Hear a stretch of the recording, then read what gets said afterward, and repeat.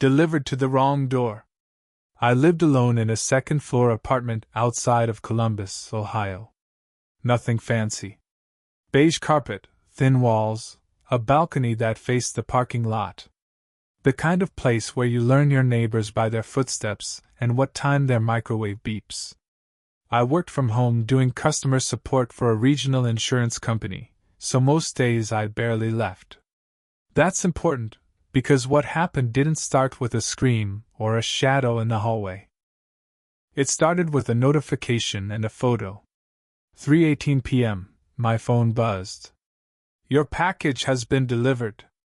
The message looked like the usual shipping updates, same tone, same clipped grammar. But the sender wasn't one of the stores I used. And I hadn't ordered anything recently. I'd bought groceries, paid my internet bill, and that was about it. I tapped the tracking link. It took me to a delivery page with a simple status bar and a proof of delivery photo, a medium brown box sitting on a doormat. The doormat was mine. A faded black rectangle with the word hello half worn off. For a second, I thought I was misremembering. Doormats all look the same, right? But then I noticed something specific. On the bottom right corner, there was a pale mark where I'd scrubbed bleach months ago trying to get a stain out. The box was on my mat. Except the door behind it wasn't mine. Mine had a small dent near the peephole. This door in the photo was clean. Newer. And the number plate at the top was partially visible. I zoomed in until the pixels broke apart. It looked like 27.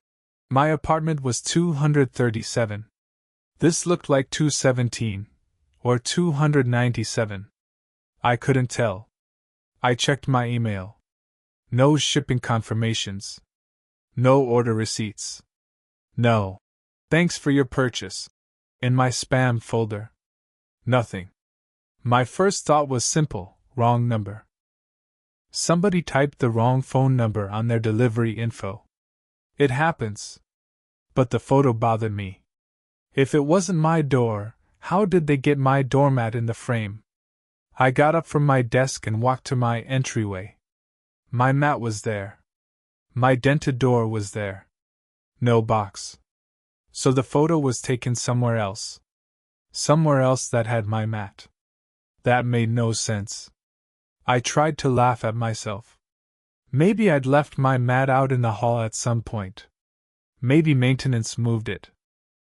Maybe I was just staring too hard at a low-resolution photo and turning it into a mystery. Still, I opened my door and stepped into the hallway. Quiet. Normal. The building smelled like someone's laundry detergent and old paint. I walked the corridor and looked at the doors. There were other black mats. There were other hello mats. But I didn't see mine. Then I reached apartment 217. And my stomach did something small and cold. In front of 217 was my exact mat, same wear, same bleach mark, placed neatly, centered. And on top of it sat the brown box from the photo. I didn't touch it right away.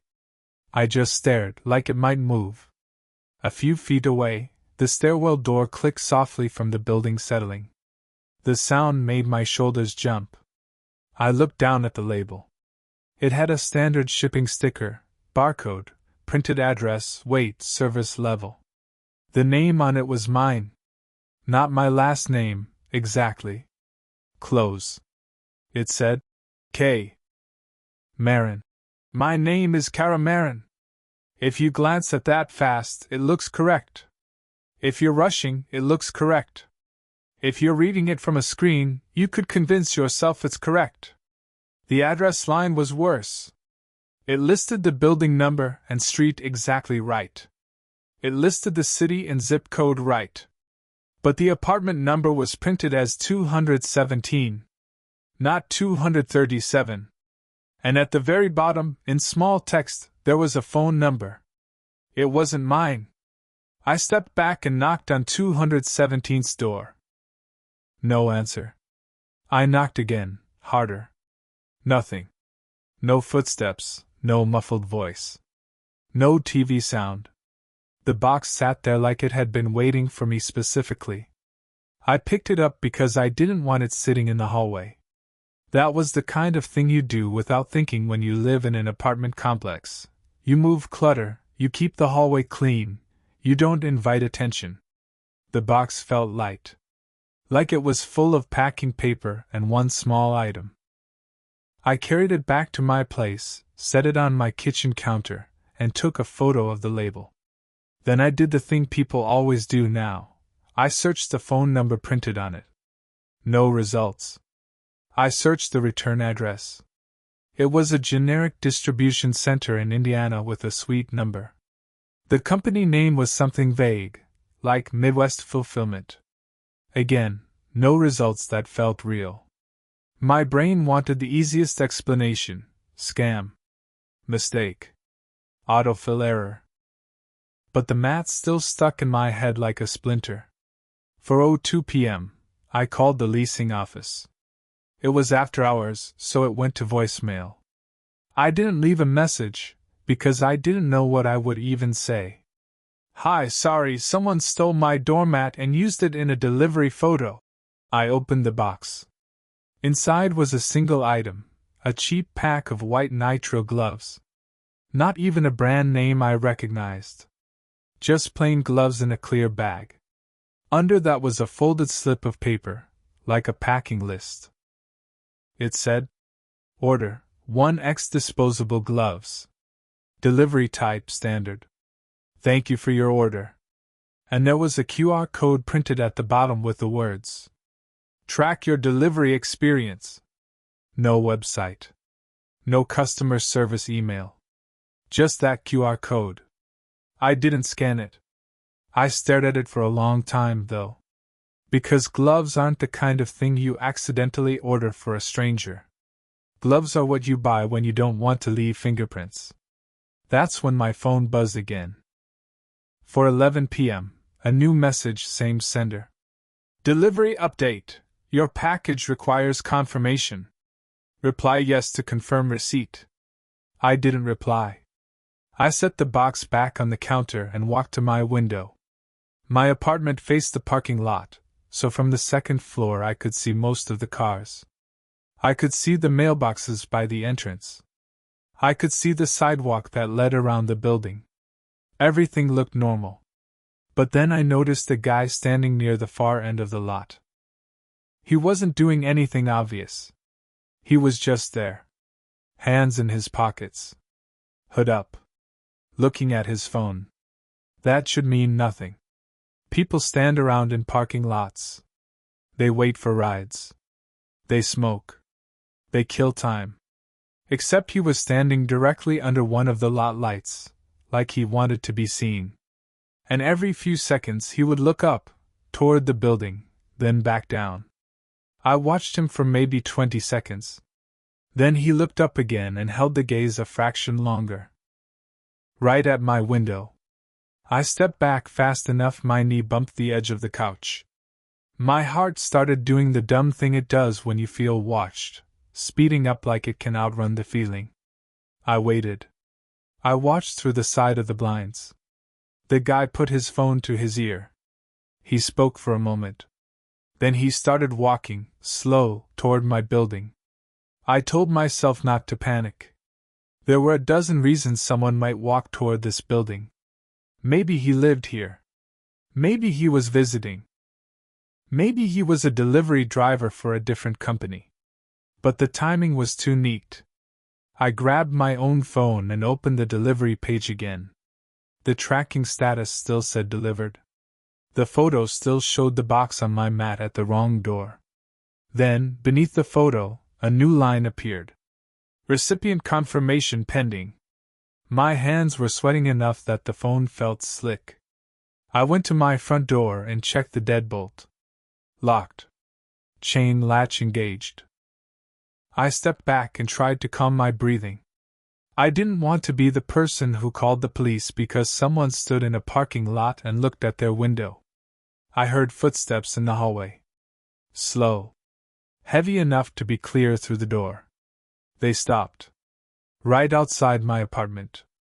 I froze, staring at the peephole like it might blink. A soft knock. Not loud. Not aggressive. Just polite. Then a man's voice, close to the door. "Hey," he said. "Sorry. I think you got my package." It was a normal voice.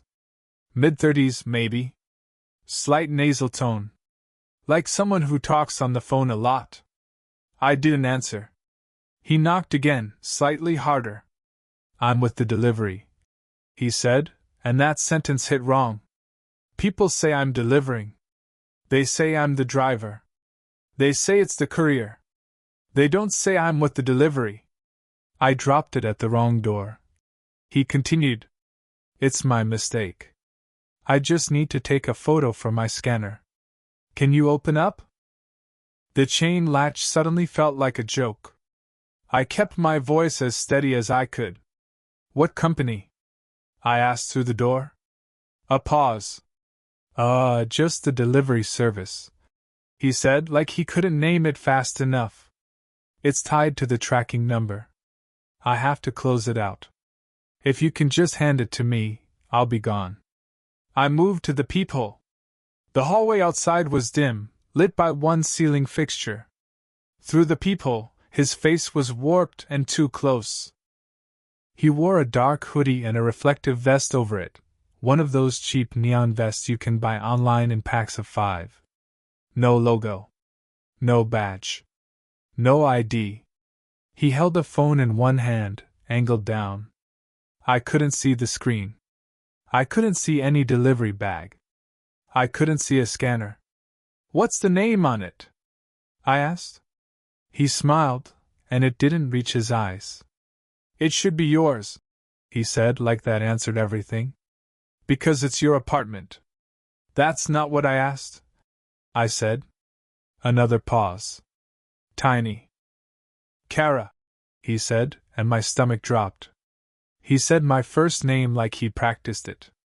"Kara," he repeated. "Just open up. It's already a thing in the system. I just need to fix it." I backed away from the door, my whole body screaming not to stand close to the wood. If he shoved, if he kicked, if he did anything, I didn't want to be right there. I picked up my phone and dialed 911. The line rang once. Then I heard something outside, a quiet metallic click. Like someone testing the handle. Then another click. He wasn't trying the knob gently. He was doing it with intent, turning, letting go, turning again, as if checking whether the latch caught. I spoke fast when the dispatcher answered. "Hi," I said. "I'm in an apartment building and there's a man outside my door trying to get in. He says he's a delivery driver and wants a package, but he doesn't have an ID. He's testing my door handle." The dispatcher asked my address, my apartment number, my name, my phone. While I answered, I heard him shift in the hallway, and then his voice again, low. "I can hear you," he said. "Don't do that. I just need the package." The dispatcher asked if he had a weapon. "I don't know," I whispered. "He's right outside the door." Then I heard the sound that made the situation snap from uncomfortable to real. A soft, quick scrape. Like tape. I stared at my door, confused for 1 second. Then I understood. He was putting something over my peephole. Blocking it. So I couldn't see him. My skin went cold all at once, like a wave. That is not something a normal person does. That is not something an honest delivery driver does. My voice shook when I told the dispatcher. "He's covering my peephole." The dispatcher said officers were on the way. She told me to stay inside, stay away from the door, and if I could safely get to a room with a second exit, do it. I live on the 2nd floor.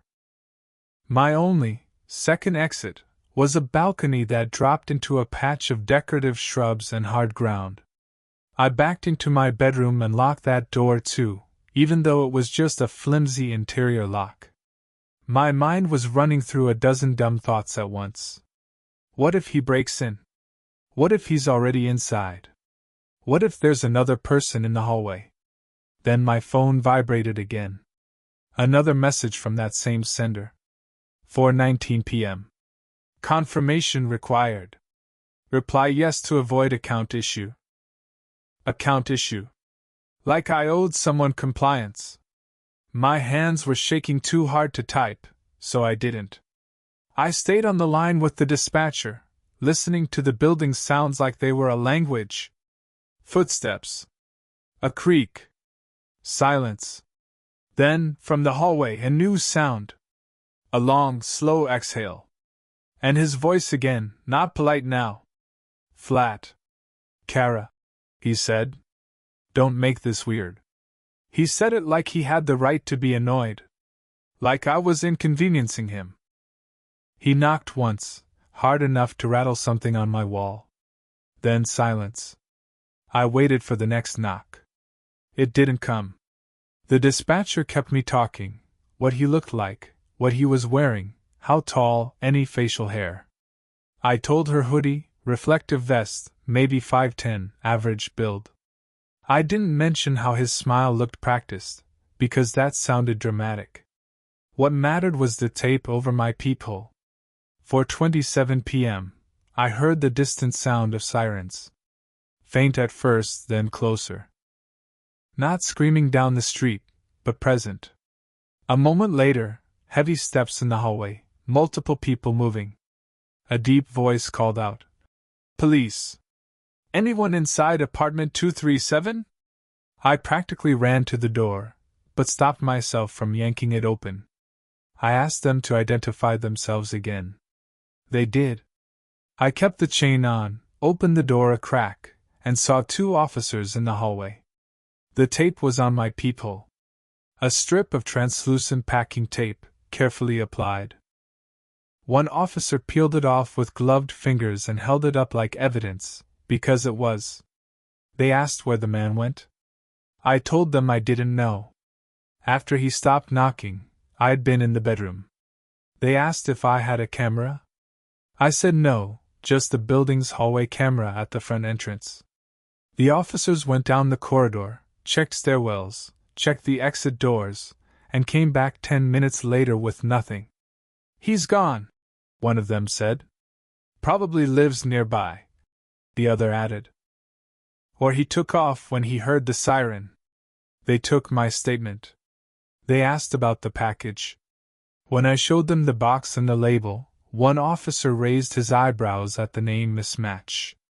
"That's close enough to fool a glance," he said. He also looked at the item inside, the gloves, and didn't comment, which was worse than if he had. He told me to keep the box. Don't throw it away. Don't touch it more than necessary. If I could, put it in a bag. Before they left, I asked the question that was stuck in my throat. How did he know my first name? The older officer shrugged, but it wasn't casual. People get information, he said. From deliveries. From mail. From building directories. From social media. From 100 places. Doesn't mean he knows much else. Except he had my mat. And he had the delivery photo. And he had the exact moment of the notification timed with his appearance at my door. That night I didn't sleep. I shoved a chair under the doorknob like it was a movie, even though I knew it wouldn't stop anything serious. I kept the hallway light on. I checked the lock every time I walked past it. At around 12:38 a.m., I finally dozed off on my couch with my phone in my hand. And then I woke up to the sound of something that made my brain misfire. A tiny chirp. Not an alarm. Not a smoke detector. A small, bright sound, like a lost electronic toy. It came from my kitchen. I sat up so fast my neck cracked. The sound came again. A chirp, then a pause, then another chirp. My eyes went to the box on the counter. I stood slow. My bare feet made no sound on the carpet. I moved close enough to see the box clearly. No movement. No light. Then the chirp again, sharper this time, like it was trying to be found. My phone screen lit up in my hand at the exact same moment. A notification. AirTag found moving with you. This AirTag has been seen near you for a while. My throat tightened. I didn't own an AirTag. I hadn't been around anyone who used one. Not closely. Not like this. The notification offered options: play sound, learn about this AirTag, disable. The chirp came again, and I realized something that made my skin crawl. It wasn't just chirping randomly. It was chirping because it knew it had been separated from its owner and was trying to be discovered. Or, it was chirping because someone had marked it as lost. Because someone wanted me to find it. I didn't touch the box with my bare hands after that. I grabbed a plastic grocery bag and pulled it over my hand like an improvised glove, then lifted the box and carried it into my bathroom. I set it in the tub like it was contaminated. Then I locked myself in my bedroom with my phone and called the non-emergency number the officer had given me. While I waited for someone to answer, I hit play sound on the AirTag prompt. From the bathroom, muffled through the wall, the chirp got louder and more regular. So it really was in the box. That meant the package wasn't a mistake. It wasn't a scam.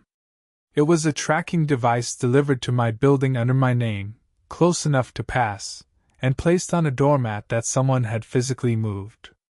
And then the person came to retrieve it, wearing a fake vest, calling me by my first name, and blocking my peephole.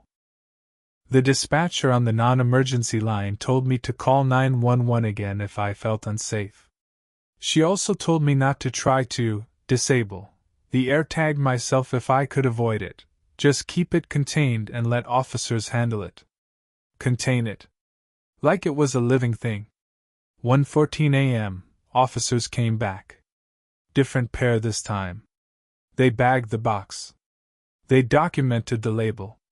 They took photos of my doormat. I told them about the man, the tape, the AirTag. One of them gave me a look that was professional but honest. "That's not random," he said. They asked if I could stay somewhere else for the night. I didn't want to. I hated the idea of leaving my home because someone decided to make it a target. But then I pictured my peephole covered in tape again. I pictured him standing in the hallway, calm, annoyed, like he had time. So I went. I stayed with my friend Jenna across town and slept on her couch with the living room lamp on. The next morning, I had to go back to my apartment for clothes and my laptop. I didn't go alone. Jenna came with me, and her boyfriend came too, because suddenly my building didn't feel like a building. It felt like a place with too many blind spots. When we got there at 10:22 a.m., my hallway looked normal again. No tape. No packages. My mat was back in front of my door like it belonged there. But when I bent down, I noticed something I hadn't noticed before. On the underside of the mat, where it touched the carpet, there was a strip of fresh adhesive, like someone had used double-sided tape to pick it up and place it quickly without it sliding. Someone had handled it. I forced myself not to spiral. We grabbed my things quickly. I didn't linger. I didn't do that. Maybe I should clean. Instinct. As we were leaving, we passed the stairwell. And on the landing between the first and second floor, taped to the wall beside the fire extinguisher, there was another paper slip, like a delivery note. Plain white. No logo. Just a printed line and a QR code. Track your delivery experience. Same phrase. Same clean black font. I didn't touch it. Jenna didn't touch it. Her boyfriend didn't touch it. We all just stood there, staring. Because it was placed at eye level, like a message. Like someone saying, I can put things where you'll see them. I took a photo from a few feet away and sent it to the officer's email from the card he'd left. Then we left. Again fast. That was when I made my point of no return choice. I broke my lease. Not the kind, Normal end-of-lease move. Not a planned relocation. I went to the leasing office and told them I needed out now. I paid the penalty. I ate the cost. I didn't negotiate. They tried to be polite and slow about it, like offices always are. "I'm sorry," the manager said, "but we have procedures." I told her I had a police report number. I told her there had been a man at my door. I told her someone had used my name and apartment as part of a delivery tracking attempt. She got quieter after that. She also said something that made my stomach go cold again. "Someone came in last week," she said. "A guy. He asked about you." I stared at her. "What do you mean, asked about me?" She shifted in her chair. "He said he was with a delivery service. He said he needed to confirm your unit number because he had repeated returns. He knew your first name. He knew your building. He said you worked from home?" My mouth went dry. "Did you give him my apartment number?" I asked. She hesitated just long enough to answer the real question. "I told him the list of units isn't private," she said carefully. He looked at the mailbox area too. But I didn't hand him anything. I didn't print anything. I didn't yell. I didn't slam the desk. I just nodded like my brain couldn't process the shape of what she'd said. Because he hadn't guessed. He hadn't gotten lucky. He'd walked into my leasing office with a fake story and a vest and my first name, and he'd fished for details like it was easy. And it was easy because most people don't expect a predator to show up wearing fluorescent fabric and a calm voice. 2 weeks later, I moved into a new place on the other side of town. Different building. Different management. A unit that didn't face the parking lot. Better locks. A camera over the door that recorded motion and saved clips to the cloud. I changed my routine. I stopped using my full name on delivery apps. I removed my workplace from public profiles. I tightened every privacy setting I could find like I was sealing cracks. The police kept the package and the AirTag. They told me they'd try to trace the device. They told me sometimes these cases go nowhere because the owner info is fake and the person never uses the same identity twice. Sometimes you don't get closure. Sometimes you just get distance. For a while, distance felt like it worked. Then, on a Tuesday, months later, I was making coffee before work and my phone buzzed. 8:07 a.m. A delivery notification. "Your package has been delivered." I stared at it, confused, because I hadn't ordered anything. Not even groceries. I opened the app. There was a proof of delivery photo. A brown box on a doormat. My new doormat. And at the bottom of the photo, just barely in frame, you could see the edge of my door. On the door, taped right under the peephole, was a strip of translucent packing tape, already placed there, like someone had done it gently, ahead of time. Like they'd been close enough to touch my door. And left before the camera even caught them.